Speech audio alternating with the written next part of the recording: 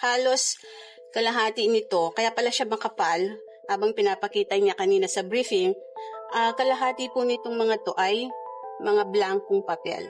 Ibinunyag ng Net25 reporter na si Eden Santos na ang makapal na listahan ng umano'y drug-cleared barangays na ibinigay sa kanya ni USEC Claire Castro ay naglalaman umano ng pampakapal na mga blankong papel. Nakaraang araw po ay humihingi po kayo ng mga pangalan ng barangay.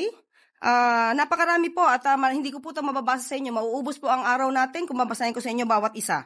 So ibibigay ko na lamang sa inyong opisyal itong mga kopya. Nandito po yung sasabi niyo mga barangay na nasasabi natin drug-cleared, drug-free. So ibibigay ko po sa inyo ang summary dahil ngayon lamang po binigay sa atin ng PIDEA.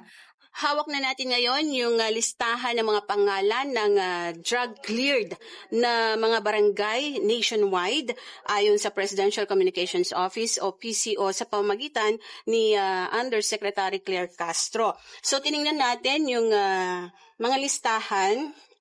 Walang nakalagay kung kailan nagsimula na na-cleared yung barangay sa illegal na droga.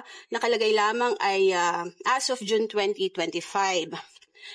Mga bilang lamang po ng mga barangay yung nandito at wala yung mga pangalan ng mga barangay na ating ang naitanong dun sa previous briefing. Nung tingnan natin ay halos kalahati nito, kaya pala siya makapal, habang pinapakita niya kanina sa briefing, kalahati po nitong mga to ay mga blankong papel.